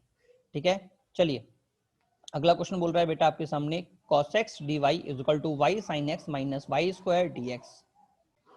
बेटा देखिए पहला काम क्या होगा, मैंने आपसे कहा था dy अपॉन dx निकालिए, उसके बाद उसको फ्री करिए, वन कोफिशिएंट 1 लेके आइए। तो बेटा मैंने क्या किया, पहले बार तो dy dx कर दिया, dy अपॉन dx cos से डिवाइड। तो बेटा ये क्या हो चुका है बेटा, ये हो चुका है माइनस वाई tan x। और बेटा इधर मुझे क्या मिल जाएगा बेटा, इधर मुझे मिल जाएगा minus y square sec x। ठीक है ना? फिर से मैंने कहा था y की हाईएस्ट डिग्री से डिवाइड, क्यों? y की जो डिग्री है बेटा वो मेरे पास 1 से ज्यादा है, इसका मतलब बर्नौली लग गया। बर्नौली लगते ही पूरे फंक्शन का y स्क्वायर से डिवाइड। ठीक है? तो बेटा मेरे पास फंक्शन क्या आ गया, -1 upon y square d y upon d x plus 10x upon y is equal to sec x। बनेगा नहीं बनेगा? अगला काम क्या होगा, 1 अपॉन वाई को t मानो, ये आपका पूरा dt बन गया। Clear? dt plus 10x t plus sec x। तो बेटा मेरे पास p क्या हो गया बेटा, मेरे पास p हो गया 10x और q क्या हो गया sec x। तो आंसर i कितना आएगा बेटा, i आएगा e to the power integration of 10x dx that is e to the power ln mod sec x। और e to the power ln है तो वो ln गायब, तो मुझे क्या मिल गया sec x। तो आंसर कितना हो जाएगा बेटा, आंसर हो जाएगा t into sec x is equal to integration of sec x मतलब q इंटू आई एफ कितना है sec x, तो sec x into sec x into dx। ठीक है ना? और इंटीग्रेशन ऑफ sec स्क्वायर सभी लोग जानते हैं, आपको खुद करना है। ठीक है? चलिए अगला क्वेश्चन आपको दे रखा है y डैश प्लस वाई, हाँ y dash plus y 5 dash x minus में 5x plus 5 dash x is equal to 0।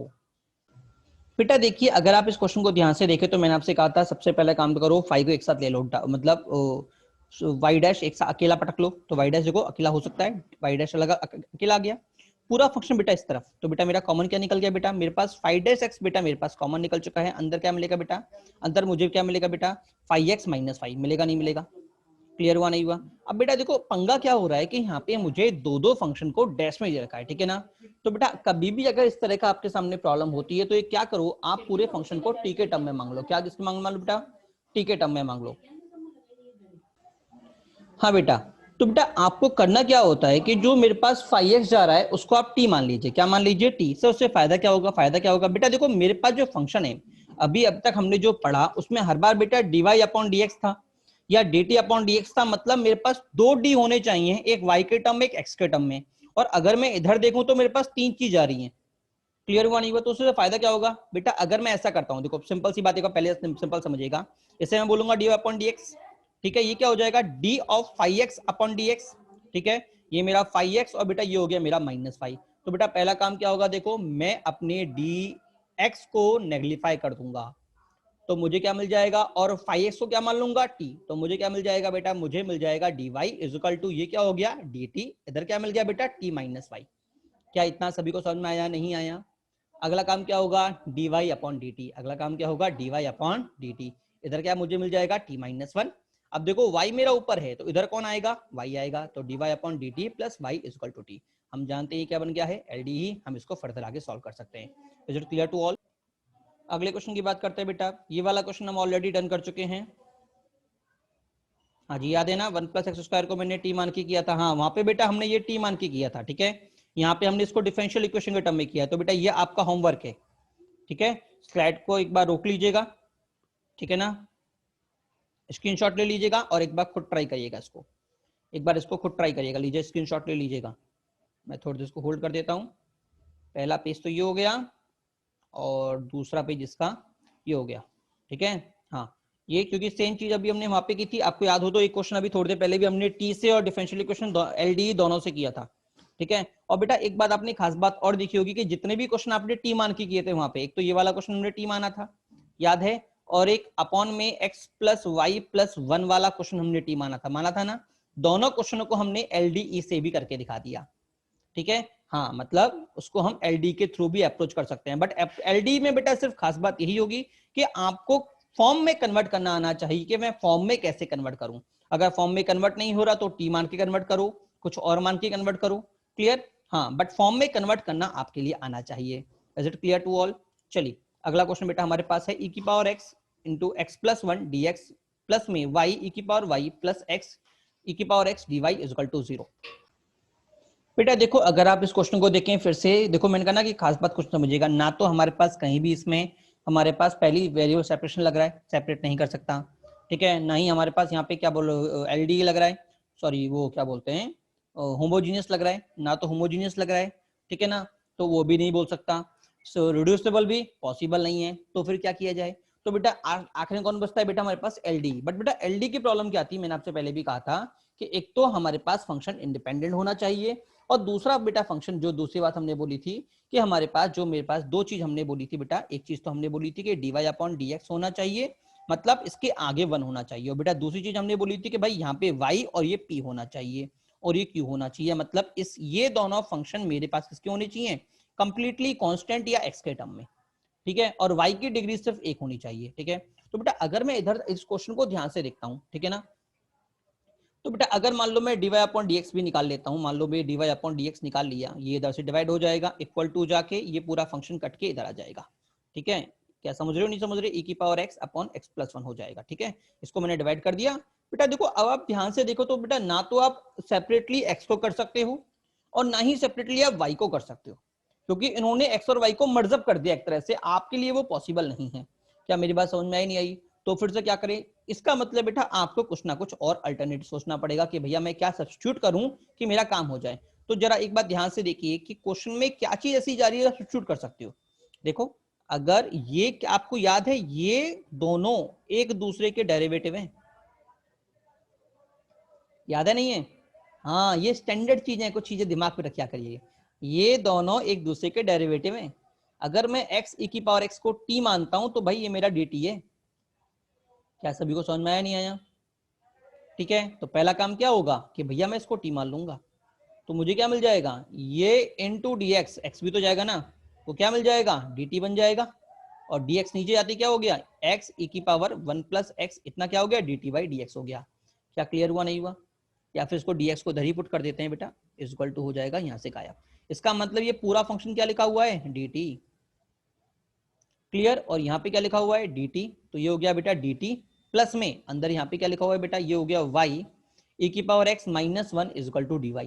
क्या क्लियर हुआ सभी को नहीं हुआ? dx dx दोनों तरफ से गायब, ठीक है। ये तो हो जाएगा एज इट इज, और ये क्या बन जाएगा मेरा? t बन जाएगा, और ये मेरा आ गया y, तो हो गया t plus y to the power e की power y minus t d y. Is it clear to all? अब बेटा फिर से मैंने आपसे कहा था कि आपको तो एक काम करना है ना कि जो भी मेरा ऊपर है उसकी डिग्री मुझे 1 चाहिए, ठीक है। अब e की यहाँ पे तो ना तो x1 हो रहा था ना y1 हो रहा था, अब जैसे ही आपने इसको t माना तो देखो t की डिग्री क्या है? 1 है। अब देखो y की डिग्री तो 1 बोल नहीं सकता क्योंकि सर e की बार y भी जा रहा है, बट डिग्री 1 किसकी जा रही है बेटा? डिग्री बेटा मेरी t की 1 जा रही है, नहीं जा रही? तो मैं क्या करूंगा? पूरे फंक्शन को t के टर्म में लिखूंगा, तो मैं क्या बोलूंगा? dt अपॉन dy, ठीक है। डिवाइड कर दिया dy से, इधर क्या आ जाएगा? माइनस टी, और बेटा बाकी पूरा फंक्शन उस तरफ minus y e to the power y. क्या सभी को समझ में आया नहीं आया? दिख गई LDE? Is it clear to all? ये बन गया। अब p मेरे पास कितना? -1, और q कितना? ये वाला, ठीक है। आगे डू योर सेल्फ। अगला क्वेश्चन देखिए बेटा, अगला क्वेश्चन आपके पास आ रहा है, if f x is equal to integration zero से लेके x तक f t cos t minus cos t minus x dt fx is differentiable function, then find fx। बेटा देखिए अगर मैं क्वेश्चन के बारे में बात करूं तो देखो cos t और ये t minus x लिखा हुआ है, ठीक है। तो इतना तो आपको दिख गया होगा भाई, यहाँ पे किंग सा पंगा चल रहा है, ठीक है ना, क्योंकि अगर दोनों सेम हो जाए तो मेरे लिए क्वेश्चन में कॉमन लेना कन्वीनियंट रहेगा। तो पहला काम क्या करूंगा बेटा, इसको मैं अलग अलग कर दूंगा और इधर बेटा मैं किंग को अप्लाई कर दूंगा। क्या क्लियर हुआ नहीं हुआ? जैसे किंग अप्लाई हुआ तो बेटा मुझे यहाँ पे क्या दिख गया? बेटा मुझे यहाँ पे दिख गया cos x, क्लियर। हाँ जी, जैसे कि अंकल यहाँ पे क्या दिख गया मुझे, cos t। अगला काम क्या होगा बेटा, अगर आप ध्यान से देखें, मैंने आपसे पहले भी कहा था कि अगर कभी भी फंक्शन हो और इंटीग्रेशन में भी अंदर फंक्शन बैठा हो तो मैं क्या करता हूं, पूरे फंक्शन का इंटीग्रेशन, याद आया, डिफरेंशिएशन याद आया नहीं आया, न्यूटन लिबलिस हमने आपको बताया था लास्ट ईयर, वो सॉरी पिछले कुछ देर पहले ही, कुछ दिन लास्ट क्लास में बताया था, उससे पिछले क्लास में भी हुआ था बेटा ये। तो ये कितना आ गया बेटा, एफ डैश एक्स, ये क्या आ गया, f x cos x minus में कॉस एक्स। क्लियर हुआ नहीं हुआ? अब सभी लोग जानते हैं ये क्या होगा मेरा, d y upon d x, ये कितना हो जाएगा वाई, ये हो जाएगा कॉस एक्स। अच्छा डी डी टी मान लो, d t upon d x, ये हो गया टी, ये हो गया कॉस एक्स, ये हो गया कॉस एक्स।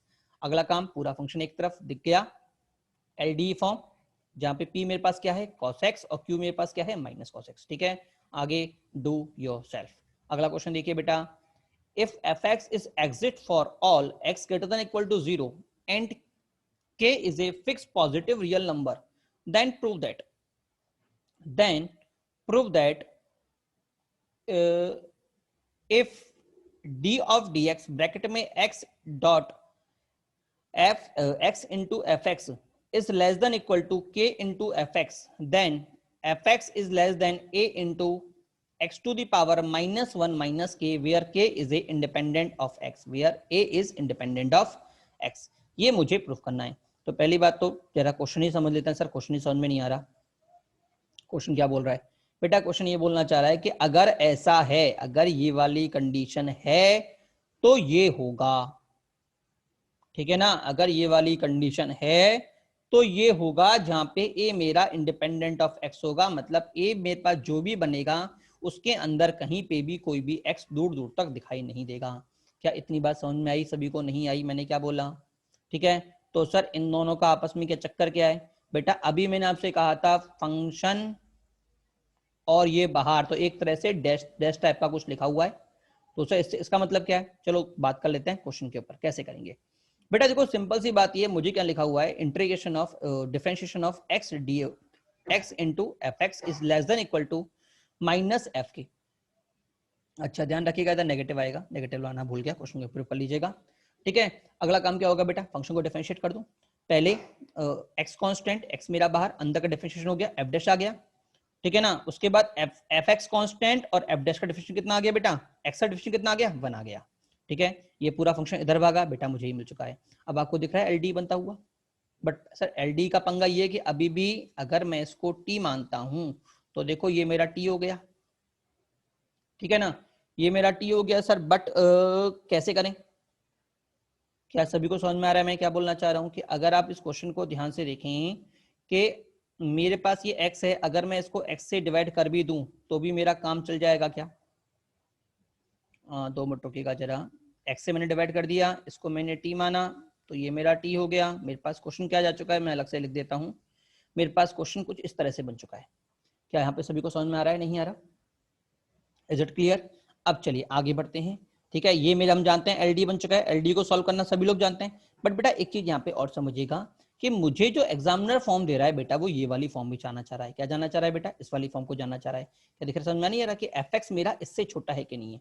तो मैंने क्या किया बेटा, मैंने पूरे फंक्शन का x to the power 1 plus k से क्या कर दिया, मल्टीप्लाई कर दिया। मल्टीप्लाई करने का पर्पस एक और समझिएगा, अगर आपको याद हो बेटा, अगर आपको याद हो तो जो हमने अभी एलडीई पढ़ा था का ना, अच्छा क्वेश्चन है, बहुत अच्छा क्वेश्चन है। इसमें जो कॉन्सेप्ट है थोड़ा यूनिक लग रहा है।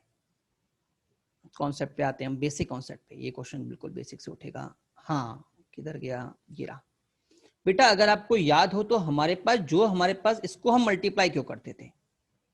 इसको हम मल्टीप्लाई करते थे जिससे कि ये मेरे पास एक परफेक्ट स्क्वायर बन जाए। सभी को याद आया नहीं आया? और जब बेटा यहां से मेरे पास इसको डिफरेंशिएट करके हम करते थे तो ये एक्चुअल में इस वाले फंक्शन का हमारे पास डिफरेंशिएशन हुआ करता था। क्या ये बात सभी को क्लियर हुई, नहीं हुई? ये वाले फंक्शन का डिफरेंशिएशन हुआ करता था। ठीक है, अब हम अपने क्वेश्चन की बात करें तो बेटा अपने क्वेश्चन में एग्जामिनर मुझे डी ऑफ डी एक्स लिख के, डी ऑफ डी अंदर बेटा एक्स इंटू एफ एक्स बोलना चाह रहा है, x इंटू एफ एक्स मुझसे बोलना चाह रहा है। अब जरा बेटा एक बात ध्यान से देखना कि अगर इधर x है तो इधर बेटा जो मेरे पास मल्टीप्लिकेशन इधर जो हमने किया था वो मैं e से करूंगा या x से करूंगा? क्या आपको मेरी फॉर्म बात समझ में आ रही है मैं क्या बोलना चाह रहा हूं? कि जो हम ओरिजिनली फिनोमेना करते थे वो एक्चुअल में ये हुआ करता था, तो हम सीधे पुट कर दिया करते थे। बट इधर जो मुझे एग्जामिनर बोलना चाह रहा है वो बेटा ई ना मान के क्या मांगना चाह रहा है बेटा, वो मुझसे एक्स मांगना चाह रहा है। क्या मांगना चाह रहा है? एक्स। देखिए क्वेश्चन वापस आते हैं, किधर गया क्वेश्चन, हाँ ये रहा। ये क्या मांगना चाह रहा है बेटा? x इंटू एफ एक्स, ठीक है ना। But sir x into f x मानूंगा तो मेरे पास फिर से एक पंगा होगा कि जब मैं x इंटू एफ एक्स को डिफरेंशिएट करूंगा तो सर ये जो मेरे पास k एक्स्ट्रा जनरेट हो रहा है वो कहां से लेके आऊं? ये जो मेरे पास k एक्स्ट्रा जनरेट हो रहा है वो मैं कहां से लेके आऊं? क्योंकि जब मैं इसको डिफरेंशिएट करूंगा तो यहाँ पे उसका 1 आ जाएगा, मतलब इतना होना चाहिए, कोई दिक्कत की बात नहीं। बट तो यहाँ पे k एक्स्ट्रा जनरेट हो गया, हुआ कि नहीं हुआ? तो बेटा इस चीज को रिमूव करने के लिए बेटा मैं बजाय k के, मैं बजाय x के पूरे फंक्शन को x to the power 1 plus k से क्या करूंगा? मल्टीप्लाई करूंगा। क्या ये बात सभी को समझ में आई नहीं आई? क्योंकि जैसे इससे मल्टीप्लाई होगा हम जानते हैं, एक बार ये कांस्टेंट fx का डिफरेंशिएशन, उसके बाद इसका डिफरेंशिएशन कितना हो जाएगा? इसका हो जाएगा बेटा 1 प्लस k, पहले पावर आगे आएगी, क्या पहले क्या आएगी? पावर आगे आएगी, आगे x टू द पावर, इधर ध्यान से देखिएगा बेटा, जब मैं इसका अंदर मल्टीप्लाई करूंगा ये इधर मल्टीप्लाई हो जाएगा, तो देखो मुझे क्या मिलेगा? इसकी डिग्री 1 है, इसका मल्टीप्लाई इससे हुआ और इसका मल्टीप्लाई इससे होगा, तो यहाँ पे क्या होगा? x की पावर 1 प्लस k होगा, नहीं होगा? ठीक है ना? Is it clear to all? k से 1 कट गया तो बेटा मेरे पास आ गया x की पावर k, आएगा नहीं आएगा? ठीक है। अब देखो एक बार जब ये वाला कांस्टेंट, तो ये बच गया, ये कांस्टेंट f का डिफरेंशिएशन, उसके बाद इसका डिफरेंशिएशन कितना हो जाएगा? k प्लस 1 मेरा आगे आ गया, ऊपर क्या बन गया? x की पावर k, और fx मेरा constant. Is it clear to all? क्या सभी को समझ में आया नहीं आया? तो बेटा यहां से मेरे पास क्या आ चुका है बेटा? यहां से मेरे पास आ चुका है d upon d x, x की power 1 plus k fx is less than equal to 0। सबसे काम की बात इस क्वेश्चन की थी कि जो हम अब तक जनरली कन्वेंशन में ई से मल्टीप्लाई कर रहे थे, यहाँ पे बेटा मुझे ई के बजाय एक्स से करना पड़ेगा। बट एक्स से मेरा आंसर नहीं आ रहा क्योंकि यहाँ पे 1 प्लस के जा रहा है, तो बेटा मैं क्या करूंगा? एक्स की पावर 1 प्लस के से मल्टीप्लाई करूंगा। क्या क्लियर हुआ नहीं हुआ सभी के लिए? ठीक है। अब अगला काम क्या होगा? तो बेटा इससे मुझे फायदा क्या हुआ? देखो अगर आप क्वेश्चन को ध्यान से देखें तो बेटा मेरे पास जो रिलेशन दे रखा है ना, वो भी किस में दे रखा है? देखो इनइक्वलिटी में दे रखा है। और अगर आपको याद हो तो मैंने आपको इनइक्वलिटी एओडी में भी पढ़ाई थी, याद है सभी को? फंक्शन डिक्रीजिंग फंक्शन इंक्रीजिंग का रिलेशन, एओडी क्या बोलते हैं, इंक्रीजिंग डिक्रीजिंग इनइक्वलिटी से याद है नहीं आया? तो अगर हम इस क्वेश्चन की बात करें तो डिफरेंशिएशन की बात चल रही है, ऑब्वियसली बात है। दूसरा इनइक्वलिटी की बात चल रही है, तो मैं कौन सा यूज करूंगा कॉन्सेप्ट बेटा? जो हमने मैक्सिमा और एओडी के अंदर पढ़ा था, कौन सा कॉन्सेप्ट? इंक्रीजिंग और डिक्रीजिंग होने का। तो बेटा यहां से मुझे क्या मिला कि फंक्शन, ये वाला जो फंक्शन है मेरा लेस देन पॉजिटिव है। इसका मतलब अगर मैं इसको जीएक्स मानता हूं, जीएक्स मेरा क्या है? डिक्रीजिंग फंक्शन है। क्या है? डिक्रीजिंग फंक्शन है। Is it clear to all? तो सर डिक्रीजिंग का फायदा क्या होगा? डिक्रीजिंग फायदा क्या होगा बेटा? डिक्रीजिंग है मतलब ये जो एफ एक्स होगा वो हमेशा f2 से क्या होगा?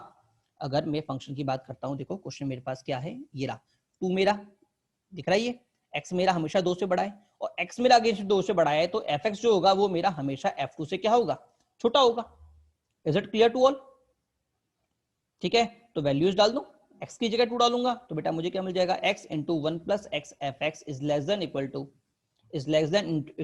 To 2 into 1 plus k 2 into 1 plus k f of 1 plus f of 2 मिलेगा नहीं मिलेगा? क्या सभी को समझ में आया नहीं आया? अब जरा ध्यान से देखना, एग्जामिनर ने मुझसे एफ एक्स में रिलेशन पूछा है और इधर एक्स की पावर -1 माइनस के इधर रखा है। इसका मतलब मैं इसको उठा के कहां पटक दूंगा? इधर नेगेटिव में ले जाके। और ये तो कांस्टेंट है क्योंकि आपने वैल्यू डाल चुकी है, f2 भी कांस्टेंट, 2 की पावर 1 प्लस के भी कांस्टेंट, तो ये क्या हो जाएगा? ये तो मेरा हो जाएगा a। तो मुझे क्या मिल गया? fx is less than a into x to the power -1। Is it clear to all? Question का हल्का सा रिवीजन वापस कर लेते हैं। क्वेश्चन में फिर से मैं वापस एक बार समझाता हूं आपको कि क्वेश्चन में बोल रखा है x फिक्स मेरे 2 से बड़ा है, ये रिलेशन मुझसे पूछा हुआ है, बोल गिवन है, और बेटा ये मुझसे पूछा है। ठीक है, तो पहला काम तो मैंने क्या किया कि इसको सिंप्लीफाई किया, बेटा मेरे पास ये वाली फॉर्म आ गई। ठीक है बेटा, जब मैं यहाँ पे पहुंचूंगा तो मुझे पता पड़ेगा कि जो हम इनिशियली करते थे हमारे पास e की power x into d x हुआ करता था। ठीक है, बट यहाँ पे x इंटू एफ एक्स है, ठीक है ना? तो बेटा उसको जनरेट करने के लिए मुझे फंक्शन का मल्टीप्लाई बजाय e की पावर x से, e की पावर x के बजाय बेटा मुझे इसका मल्टीप्लाई करना पड़ेगा x की पावर समथिंग से, x की पावर समथिंग से। ठीक है, अब सर किससे मल्टीप्लाई होगा? तो बेटा कांस्टेंट देखिए, इसका आगे कांस्टेंट क्या है? 1 प्लस के, और मैं जानता हूं x की पावर n को अगर मैं डिफरेंशिएट करता हूं तो n इंटू एक्स की पावर n-1 आता है। ठीक है, इसका मतलब मल्टीप्लिकेशन किससे होगा बेटा, मल्टीप्लिकेशन बेटा मेरे पास x की पावर 1 प्लस k से होगा। क्या इतने बात वापस समझ में आया नहीं आया, थोड़ा हल्का वापस रिवाइज कर लेते हैं। ठीक है, तो मैंने क्या किया, x की पावर 1 प्लस k से मैंने पूरे फंक्शन का क्या कर दिया, मल्टीप्लाई कर दिया, तो बेटा मेरे पास ये फंक्शन आ गया। इसका मतलब वापस जब मैं इसको कन्वर्ट करूंगा तो मुझे क्या मिलेगा, d upon d x, x की power 1 plus k f x is less than equal to 0। Is it clear to all? इसका मतलब ये पूरा फंक्शन मेरे पास क्या है, डिक्रीजिंग है। और बेटा हम जानते हैं अगर मेरा फंक्शन डिक्रीजिंग होगा तो आगे जाने पे उसकी वैल्यू क्या होती है, घटती चली जाती है। तो मैं बोल रहा हूँ x मेरा 2 से बड़ा, x मेरा 2 से बड़ा मतलब कुछ अगर मेरा फंक्शन इस तरह से होगा तो x मेरा यहाँ पे कहीं लाई करेगा, हमेशा 2 से आगे लाई करेगा। तो बेटा जहां पे मेरा x लाई करेगा ना, जो मेरा इसकी कॉरस्पॉन्डिंग fx आएगा वो fx बेटा हमेशा मेरा f2 से क्या होगा, छोटा होगा, होगा नहीं होगा? तो मैं वैल्यूज डाल दूं तो मैं क्या बोलूंगा, मेरा gx हमेशा g2 से छोटा होगा। Is it clear to all?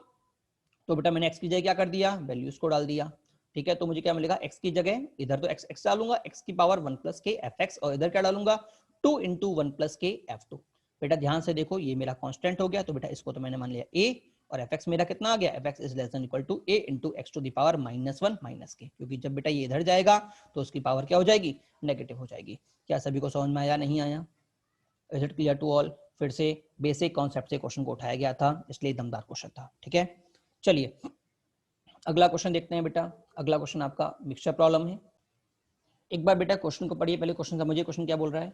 A tank containing 10 litre lime solution in which 15 gram of solution is dissolved, 15 gram of salt is dissolved, lime containing 2 gram per liter of the salt run into the tank at the rate of 50 liter per minute। Clear हुआ नहीं हुआ? अब बेटा जरा question समझना, question क्या बोलना चाह रहा है। क्वेश्चन आपसे बोलना चाह रहा है कि मैं टोटल इसमें कितना इनपुट दे रहा हूं। देखो इनिशियली बोला जा रहा है कि उसका 100 लीटर पानी है, लाइम सॉल्यूशन है, ठीक है ना, जिसके अंदर 50 ग्राम सॉल्ट ऑलरेडी कंटेन डिसॉल्व्ड है, ठीक है ना। आप उसमें लाइम वाटर कंटेनिंग ऐड कर रहे हैं, उसमें लाइम वाटर ऐड कर रहे हैं जिसके अंदर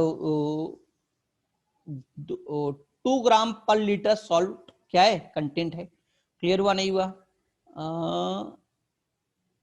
2 मिनट रुकिए बेटा। देखिए आप एग्जामिनर बोल रहा है कि भैया आप उसके अंदर 1 लीटर मतलब 100 लीटर वाटर है लाइम सॉल्यूशन का, उसमें आप एडिशनल वाटर इनपुट कर रहे हैं किस रेट से बेटा, 5 लीटर पर मिनट की रेट से, 5 लीटर पर मिनट की रेट से। और बेटा जो वाटर उसके अंदर हम इंसर्ट कर रहे हैं बेटा, उस वाटर के अंदर बेटा 10 ग्राम पर लीटर सॉल्यूशन उस वाटर के अंदर है।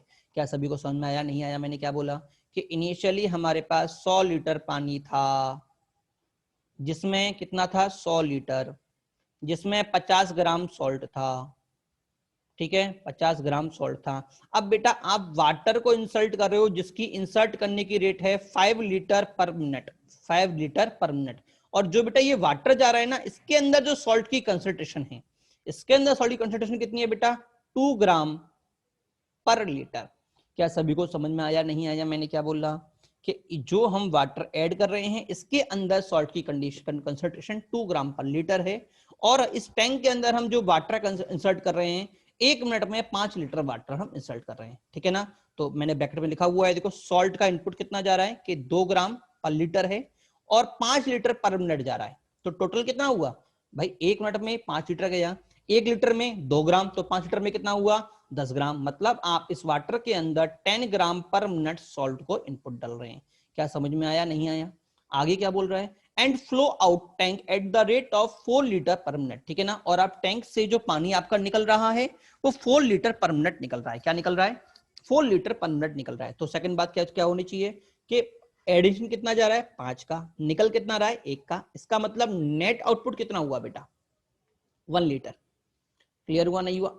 हाँ एडिशन कितना हुआ देखो नेट इनपुट कितना हुआ 1 लीटर का। क्या सभी को क्लियर हुआ नहीं हुआ कि 5 लीटर में ऐड कर रहा हूं, 4 मैंने घटा दिया, तो नेट मेरे पास प्लस में कितना आया 1 लीटर का एडिशन। तो वही लिखा हुआ है देखो 1 मिनट में 1 लीटर का एडिशन हो रहा है। क्लियर? आगे क्या लिखा हुआ है बेटा, from differential equation of the process solve it and find the expression for the amount of salt at time t आपको बेटा इस कंडीशंस को डिफरेंशियल इक्वेशन से सॉल्व करना है और टी टाइम पे, और मुझे उसको एक्सप्रेस करना है टाइम के टर्म में, मतलब टी के टर्म में आपको उस पूरे फंक्शन को क्या करना है, एक्सप्रेस करना है। Is it clear to all? बेटा देखिए, मान लीजिए, देखो पंगा यहाँ पे क्या बात है, पंगा की बात ये है कि जो हम वाटर को निकाल रहे हैं ना, जो हम वाटर, देखो जो हमारा वाटर इनपुट जा रहा है उसके तो आपने फाइंड कर लिया कि सर इतना रेट से मैं उसमें पानी एडअप करता जा रहा हूँ, सॉल्ट एडअप करता जा रहा हूँ, ठीक है। बट प्रॉब्लम की बात क्या है, आपको ऑब्वियसली बात है सॉल्ट की प्रेजेंट निकालनी है टाइम टी के अंदर, ठीक है ना, सॉल्ट की प्रेजेंट निकालनी है टाइम टी के अंदर, पहली बात। तो दूसरी बात मैंने क्या बोला, इनपुट को तो हम फाइंड कर सकते हैं कैसे, किस रेट से मेरा सॉल्व इनपुट हो रहा है, ठीक है, बट आउटपुट में प्रॉब्लम है। सर क्यों प्रॉब्लम है? क्योंकि बेटा आपने क्वांटिटी निकाली है बट क्वालिटी नहीं निकाली। आप बोल रहे हो कि 1 मिनट में 1 लीटर पानी निकल रहा है, बट उस 1 लीटर में कितना सॉल्ट है हमें नहीं पता। सर क्यों नहीं पता?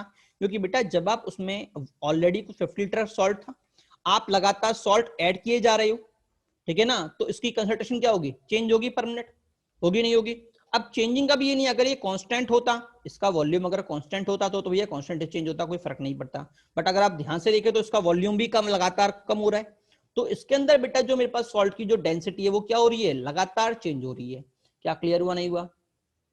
तो हम कैसे निकालेंगे जरा वो समझना, ठीक है ना। पहले समझिए, let y is the amount of the salt in the time. मान लो y क्या है, सॉल्ट का अमाउंट है उसके अंदर टाइम t के अंदर, ठीक है। तो मेरे पास रेट क्या हो जाएगी, डीवाई अपॉन डी हो जाएगी, होगी नहीं होगी? रेट क्या हो जाएगी, डीवाई अपॉन डी। अब बेटा रेट को मैं एक्चुअल में क्या बोलूंगा, रेट मेरे पास क्या होगी, रेट मेरे पास होती है rate of rise minus rate of depart. मतलब किस रेट से राइस कर रहा है और किस रेट से घट रहा है, अगर आपने वो निकाल लिया तो आप नेट रेट निकाल सकते हो। क्या आपको सभी को समझ में आया नहीं आया? Rate of rise minus rate of depart आपने निकाल लिया तो आपका काम हो जाएगा। Is it clear to all? अब रेट ऑफ राइस क्या है बेटा, रेट ऑफ राइस हमारे पास 10 है जो अभी हमको पता है, ठीक है ना। रेट ऑफ डिपार्ट की क्या है बेटा, बेटा रेट ऑफ डिपार्ट के लिए बेटा मुझे इसका क्या निकालना पड़ेगा, डेंसिटी को निकालना पड़ेगा। क्या निकालना पड़ेगा बेटा, मुझे इसकी डेंसिटी को निकालना पड़ेगा, ठीक है। अब बेटा डेंसिटी क्या होती है, डेंसिटी होती है total volume upon mass, total volume total upon mass. मतलब जो भी मान लो मुझे सॉल्ट की डेंसिटी निकालनी है कितने ग्राम के अंदर, 1 kg के 100 kg में। इनिशियली बात करूं तो इनिशियल डेंसिटी कितनी थी, टोटल मेरे पास सॉल्ट था 50 और लीटर कितने में डिवाइड हुआ, वो 100 लीटर में। तो ये थी मेरी इनिशियल डेंसिटी, ठीक है। बट मैंने बोला कि भैया सॉल्ट तो लगातार चेंज हो रहा है, सॉल्ट लगातार चेंज हो रहा है, तो सॉल्ट के अमाउंट को मैंने क्या नाम दिया था बेटा, मैंने सॉल्ट को अमाउंट को नाम दिया था मैंने टी। क्या नाम दिया था बेटा, सॉल्ट के अमाउंट को मैंने वाई नाम दिया था कि भैया किसी पर्टिकुलर टाइम टी पे कितना मेरा सॉल्ट है, मैंने नाम क्या दिया उसको, वाई। तो अब 50 की जगह मैं क्या बोलूंगा, अगर मुझे पर्टिकुलर टी मिनट के बाद अगर मुझे सॉल्ट की कंसंट्रेशन निकालनी है तो मैं क्या बोलूंगा, वाई। अभी हमने बोला था नीचे क्या हो जाएगा बेटा, नीचे हो जाएगा 100 plus T. Sir 100 plus T क्यों? क्योंकि बेटा अगर आप ध्यान से देखें तो मेरा टैंक का जो वॉल्यूम है वो पर मिनट 1 लीटर की दर से बढ़ रहा है, बताया था हर सेकंड 1 लीटर बढ़ रहा है। तो टी मिनट के बाद कितना बढ़ चुका होगा, टी मिनट के बाद वो 100 प्लस टी हो चुका होगा। क्या ये बात सभी को समझ में आई, नहीं आई? Is it clear to all? ठीक है। तो बेटा मेरी डेंसिटी कितनी होगी बेटा, मेरे पास डेंसिटी हो गई y अपॉन वीटी, वीटी का मतलब 100 प्लस टी, ठीक है। इनटू क्या हो जाएगा बेटा, इनटू 4 हो जाएगा, क्योंकि बेटा डेंसिटी होती है बेटा वो 1 लीटर की निकलती है, किसकी निकलती है बेटा, 1 लीटर की। और यहाँ पे मैं आउटपुट कितने लीटर का दे रहा हूँ बेटा, 4 लीटर का, तो इंटू 4 करना पड़ेगा। क्या सभी को क्लियर हुआ नहीं हुआ? तो बेटा ये हो गया इंटू 4, ठीक है। अगर आप इसको वापस सिंप्लीफाई करें तो बेटा आपके पास पूरा फंक्शन क्या बन चुका है, एलडीई बन चुका है, एलडीई बन चुका है, जहां पे ये मेरे पास क्या आ गया P और ये मेरे पास क्या आ गया Q। आपका क्वेश्चन डन, ठीक है। आगे do yourself. Is it clear to all? Question में जो काम की बात थी वही ये था कि आप इक्वेशन बना पाते हैं या नहीं बना पाते। बेटा लास्ट हेडिंग और आखिरी क्वेश्चन, ऑर्थोगोनल ट्रेजेक्टरी। बेटा ट्रेजेक्टरी का मतलब होता है ओटी, ओटी का मतलब हम सभी जानते हैं बेटा, दो कर्व अगर परपेंडिकुलर करते हैं तो बेटा उसको हम ऑर्थोगोनल ट्रेजेक्टरी बोलते हैं, ठीक है ना। तो मैं बोलूंगा dy upon dx of curve c1 into dy upon dx of curve c2। अगर मेरा -1 आ रहा है तो बेटा वो क्या है, ऑर्थोगोनल ट्रेजेक्टरी है। तो ऐसे क्वेश्चन में दे दिया OT, find OT for y is equal to ax square, ठीक है। तो मैं क्या बोलूंगा बेटा, y is equal to x square, तो बेटा dy अपॉन dx कितना होगा बेटा, ये हो जाएगा बेटा मेरे पास 2ax। क्या हो जाएगा, 2ax, ठीक है। एक बात और समझना बेटा, अगर मुझे इसकी ओटी निकालनी है तो मैंने आपसे पहले भी कहा था कितना वो है, क्या बोलते हैं, कितने मेरे पास आर्बिट्री कांस्टेंट है, सिर्फ एक, कौन सा, ए। इसका मतलब मैं इसको डिफरेंशिएट सिर्फ एक बार करूंगा, एक बार, क्लियर। और उसके बाद यहाँ पे जो मेरा आर्बिट्री कांस्टेंट होगा उसको यहाँ से निकालूंगा, तो बेटा ए मेरे पास यहाँ से कितना आ गया, वाई अपॉन एक्स स्क्वायर। आएगा नहीं आएगा? सेम चीज हम पहले भी कर चुके हैं, ठीक है। उठा के यहाँ डाल दिया, बेटा मेरे पास ये आ गया। क्लियर? तो बेटा ये मेरे पास क्या आ चुका है? बेटा ये मेरे पास आ चुका है dy अपॉन dx। क्या आ चुका है? dy अपॉन dx, ठीक है ना। 2 मिनट रुकिए, हाँ जी। तो मैंने क्या बोला था बेटा? मैंने बोला था ऊपर dy upon dx into dy upon dx of curve 1 into dy upon dx of curve 2 is equal to -1। तो देखो इस कर्व का तो मेरा आ चुका है dy अपॉन dx, ये आ गया। तो मैं क्या बोलूंगा? इसकी जगह तो हो गया बेटा 2y अपॉन dx, और दूसरे कर्व का हो गया बेटा dy upon dx into c2। कौन सा? कर्व 2। बेटा एग्जामिनर आपको एक कर्व ये दे देगा और एक कर्व पकड़ा देगा y is equal to fx second curve, इस तरह से बोल देगा, ठीक है ना। हाँ, तो आपको इस तरह से निकालना पड़ेगा, सिंपल सी बात है। तो बेटा यहाँ से मैं सिंप्लाई करूंगा, मेरे पास क्या आ गया? ये वाली फॉर्म आ गई। आगे सब जानते हो कि आप पार्शियल उसको अलग करो, आपका ये आंसर आ चुका है, ठीक है। जेई में बहुत रेयर, शायद बहुत पहले क्वेश्चन पूछा गया था, बहुत पहले, ठीक है। बट फिर भी अगर आता है तो सेम चीज करनी है, कुछ नहीं करना आपको, सिर्फ इतना ध्यान देना है कि दोनों कर्व का डेरिवेटिव, दोनों कर्व के डेरिवेटिव का प्रोडक्ट मेरे पास -1 होगा, ठीक है। और एक बात ध्यान रखना, एक कर्व आपके लिए नोन होगा, एक कर्व अननोन होगा।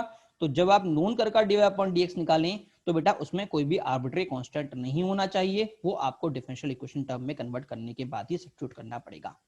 Is it clear to all? Bye to all, आज का चैप्टर खत्म होता है, आपका चैप्टर कंप्लीट।